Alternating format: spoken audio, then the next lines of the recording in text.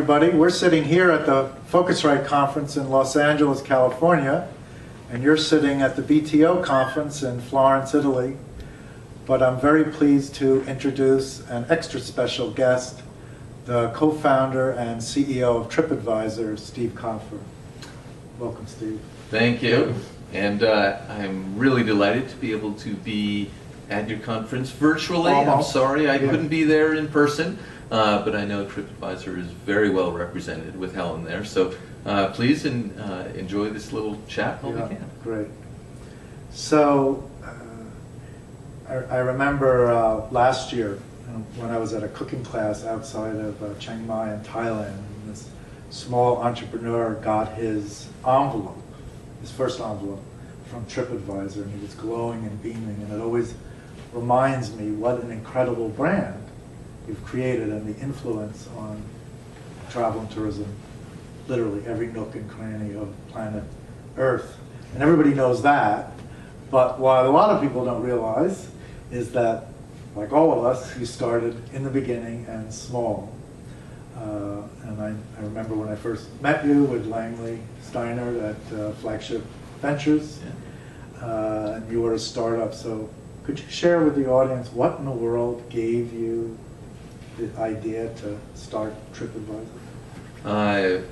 Sure. I mean, it does fit a bunch of the sort of stereotypes of a founder story in that I personally wanted to take a trip, and this was, late 90s. What year was it? 97, 98, when I wanted to take the trip, and went to a travel agent, because that's what people did, and got the set of recommendations for different resorts. I think it was going to Mexico, and received the brochures from the resorts, these printed, high glossy, and I vividly remember there was 3 different choices. There was a budget, a moderate, and a luxury, and the pictures were, as always, to die for. Perfect. Beautiful, and hey, I work for a living, so I was going to stay in that cheap one, and my wife at the time said very clearly, well, let's pick carefully,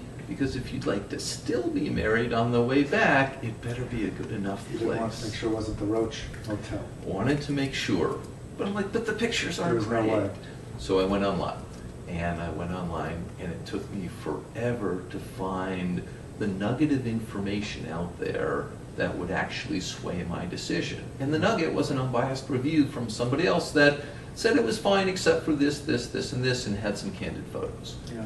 I'm like, wow, thank goodness. Thanks, honey, for suggesting I do this, because that isn't going to be good. I wouldn't even like it. Let's stay at the option number 2. We went and had a delightful time. And on the way back, my wife said, surely there must be a better way. There must. You're a techie guy. Can you build me a better mousetrap? Where were you working at then? I was, my last company had been sold. I was working for the new company. And so I kind of knew I wanted to do something else. But can't you build a better mousetrap to help me find that nugget of information on the internet? And the answer I said at the time was, yeah, it's a good idea, but I have a job now. I'm working. I have to finish that. Fast forward a year later, and I had met Langley, had pulled together. So Langley, was he at Flagship Ventures? Langley was sort of entrepreneur in residence at venture capital firm in Boston in Massachusetts. And we didn't know each other, but hey, he thought online travel was a great spot to be in, and I was the techie with the idea on how to do this, but without a whole lot of business experience and how to actually turn it into a company. But we teamed up, complemented each other very nicely, and eventually I did quit my job. We started this, raised a bit of money. And when was the launch? The company launch was February of 2000, and the site launch was November of 2000, and it was a high promise with a ton of problems beginning. I think that's when I got that email from Linda Peresky. Oh, yes. David was on our board at Travel Nation. So, well, you said you raised some money, but by today's standards, very, Yeah, very we little. raised $1 million. Or Yeah, something. and total 4 million or Total something? of 4. And the market cap today at TripAdvisor is in the Yeah, it must be 12 around billion, 10, 12 billion, yeah. 12 billion US dollars on NASDAQ. So that's not bad, 4 million to 12 billion. So the other thing I wanted to ask you, I remember in the beginning, because then you started to come to the PhoCusWright Conference, I remember with your backpack on a budget still. That's right.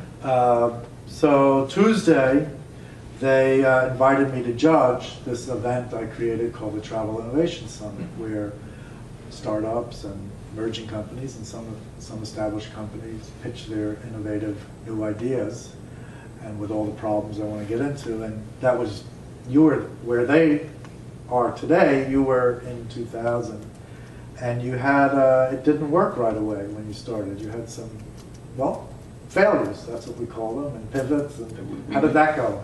How'd you get going? We thought the concept of the business was great. We'd assemble all this great information, but it was going to be too expensive for our blood to go build a consumer company. Right. People today know TripAdvisor as the consumer travel. So you started company. B2B. B2B, business to business. We were going to license our search results, if you will, our content, to other travel websites, which we thought was a great idea. They thought was a great idea. We just couldn't get any clients. And it's like, good idea meets business reality. And right, they call it a pivot today. When you change your business model, we called it scrambling for our life. Yeah. Lifesaver. Exactly. Yeah. And so it was, we launched in October of 2000. But even the second thing you did didn't take off either, if I took. We had realized a year into it, we had one deal, it was worth nothing to us. And so it was just staring reality in the face. We are going to go out of business in about 6 months. Yeah. Just no cash left and no investor appetite for refueling something that was clearly proven not to work. No traction. But consumers liked it. So we ended up saying, well, B2B isn't going to work, we'll try B2C. And so we tried B2C the way everyone else did, which was banner ads. And I can actually tell you where on my desk the back of the envelope, because it was the back of an envelope, writing down how many page views would I have to get in order to break even on banner ads. I'm like, wait a minute, there's too many zeros here. Yeah, What's that's like a wrong with Google this? number, It was right? like, oh, forget it. So really, Plan B didn't work either. Plan B did not work either. And I think it's important because a lot of, I wanted people to hear from yourself, because they probably assume you were just like an instant success, and it's not that easy. There was but nothing instant about it. Plan C worked.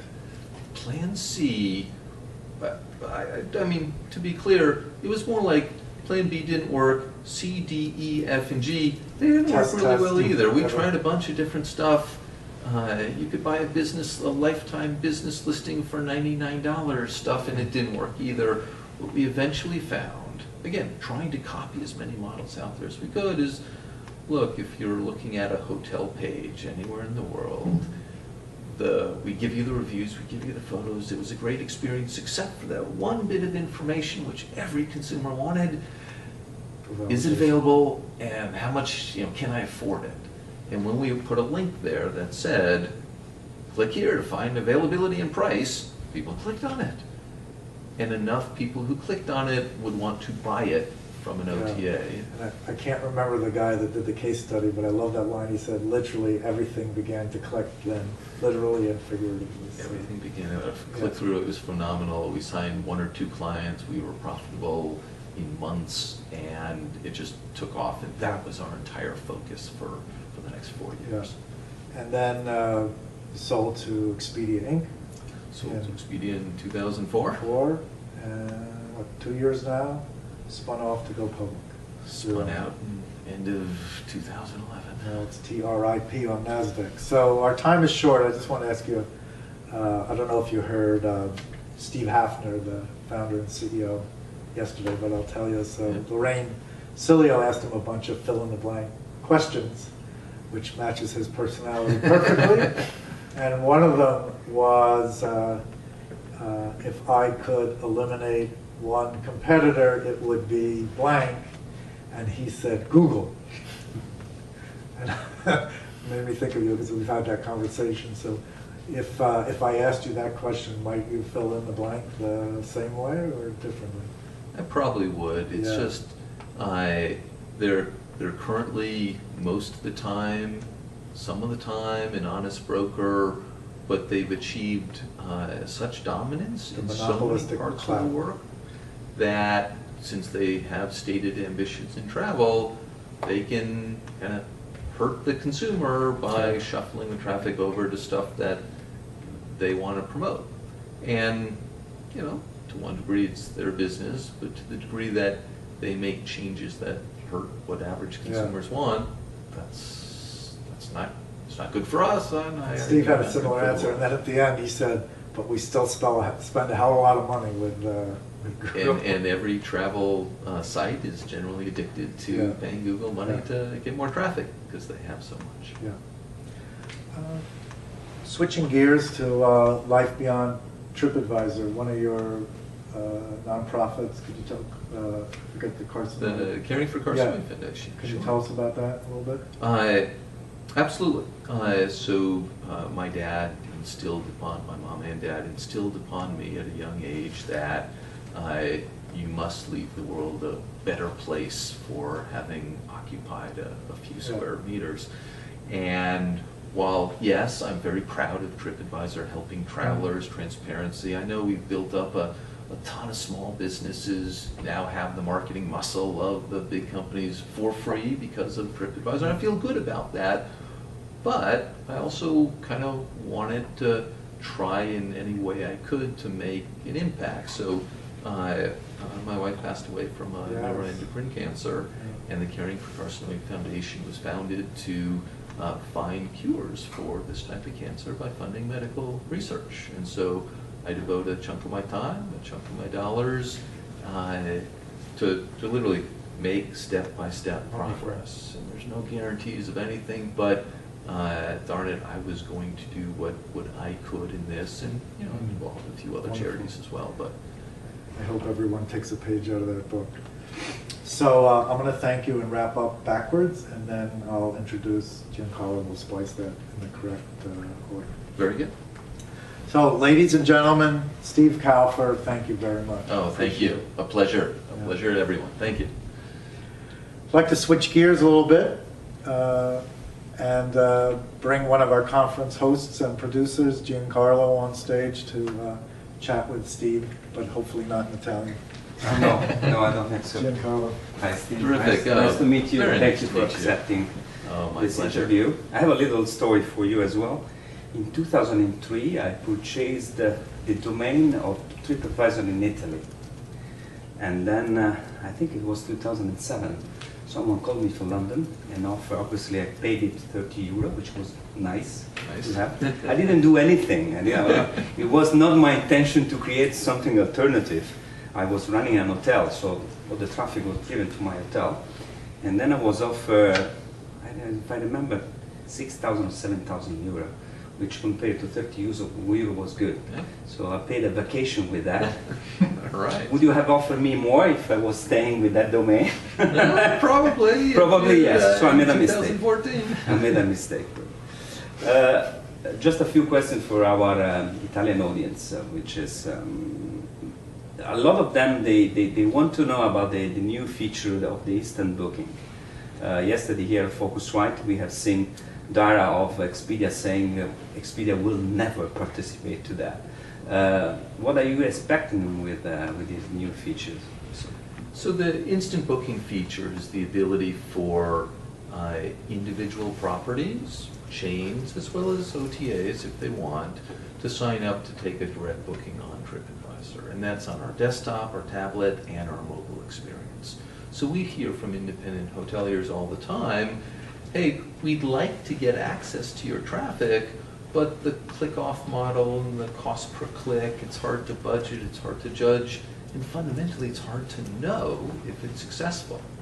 So we've completely flipped the model and are offering the instant book offering. It's commission-based, and so once we get the connectivity, the technical connectivity in place, then any property globally can sign up and say, hey, I'd like to accept bookings directly from TripAdvisor on a commission model, pure commission, no upfront costs. And what we've heard so far from hoteliers around the globe is, wow, that's great, because it's easier. I don't have to worry about cost per click and ROI calculations.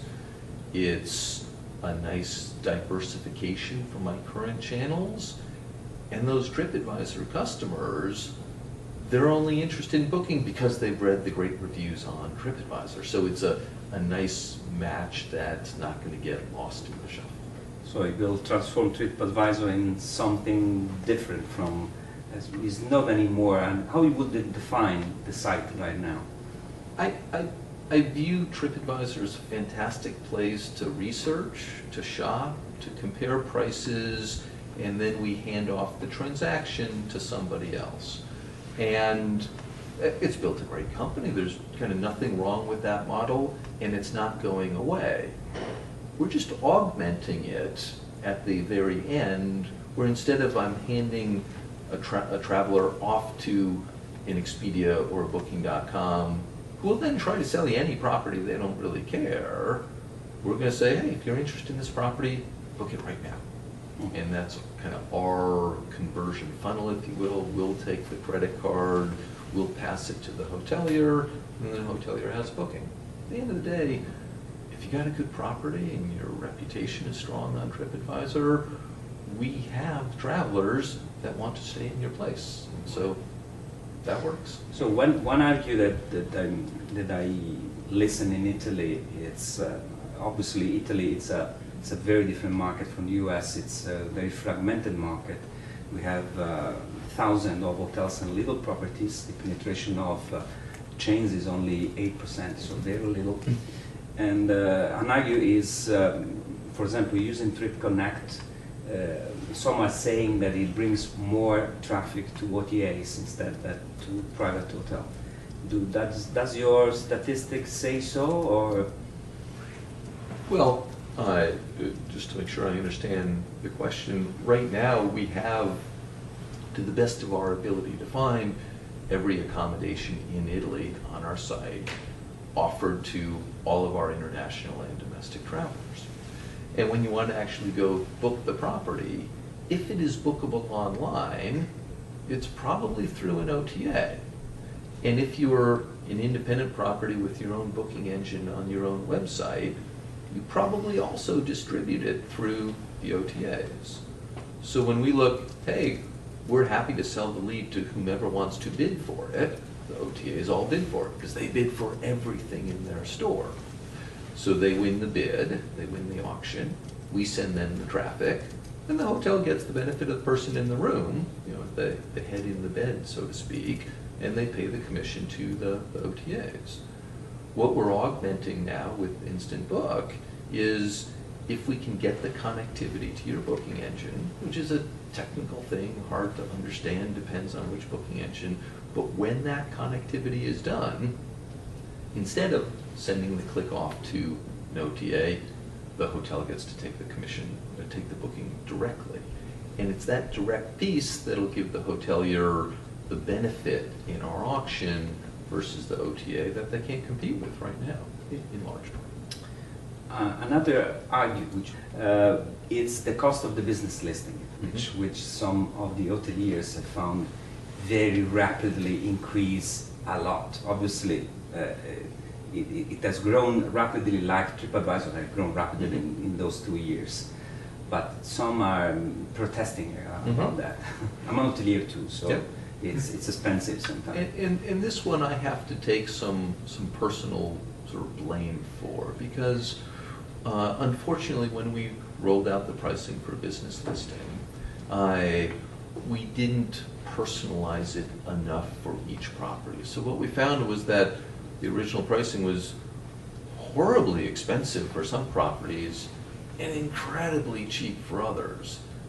And when we discovered this down the road, we said, all right, the one-size-fits-all pricing, it wasn't one-size-fits-all, but the general pricing buckets just doesn't work. We have to go to individual pricing based upon how many rooms in your property, how many page views do you have on our site, to reflect the actual business we're going to drive.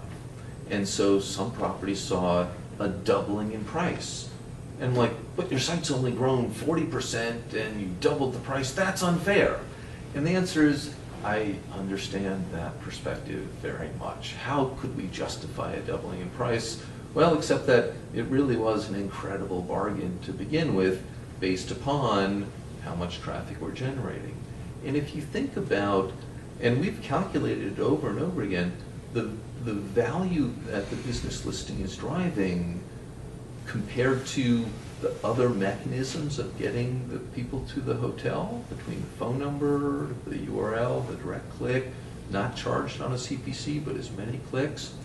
We've done a bad job helping our audience understand the value, but if the value was truly understood, the pricing would actually be much higher. And we don't want to raise the prices anymore. We're just looking to get, and we raise prices in some cases, we lower prices in others to just try to get to the right set.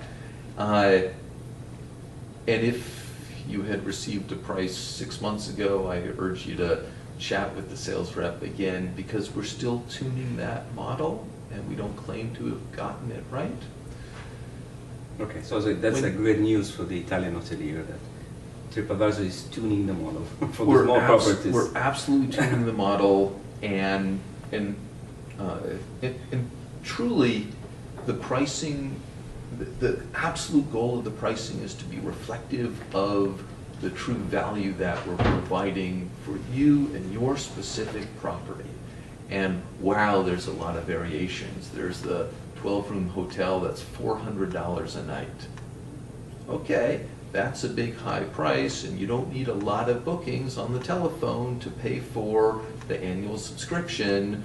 But when we launched, we were charging the same amount for business listing as the $30 or euros a night 6-room property. Who said, well, I can't afford that, that's absolutely ludicrous. And they were right and we were wrong. So we've adjusted tremendously. Okay. My very last question. We have seen this new thing, Just For You, which, can you tell us exactly, which is the newest thing we have seen on TripAdvisor, how it works and what you want to achieve with that? Sure. We think this is great for our consumers and it's great for the hoteliers alike.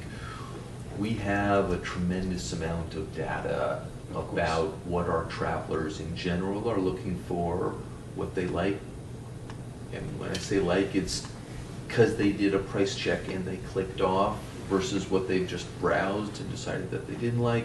So when we look at the user's history, when we look at what other people like this user have done, we're no longer saying, hey, the best hotel in Rome is ABC, because that's the voting of the world in general.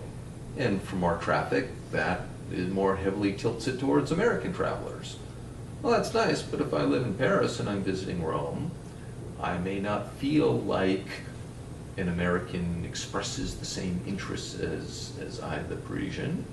Or more specifically, hey, what do other Parisians think? What do other people like me think? So now the default for a lot of our traffic is to see a new list. And the new list is based upon where you're from, what you've done on the site before, whether you're a member or not. Just, we cookie users and we look at their past behavior to get a better recommendation of what's on top. We know that it's better than what we had before because we're very analytical. We're measuring how many people clicked on the first listing, the second, the third. And if on average people would scroll down to the 4th and the 8th, that's an average. For you, and now we see that people click more on the 1 and the 2 list. So we know we're getting it right, even if it looks a little mysterious or black box. So you will be tuning restaurant as well? Starting with hotels, that's just a more important category for us. The restaurants, if you want a secret tip here, the whole restaurants and attractions experience is going to be changing over the next 3 months. better filtering, better categorization of the restaurants so that a bakery, a coffee shop, and a Michelin restaurant aren't right next to each other in what looks like a random order. So we know we can do a lot better on that. We're going to fix that before we bring the personalization technology. So really thank you, Steve, for this pleasure. interview to the Italian BTO. We hope to see you in person sometimes. I would love it. We will try to invite you in the future and to have in person in Italy. Well, thank you very much. Very Very nice. nice. Thank you. Thank you. Grazie.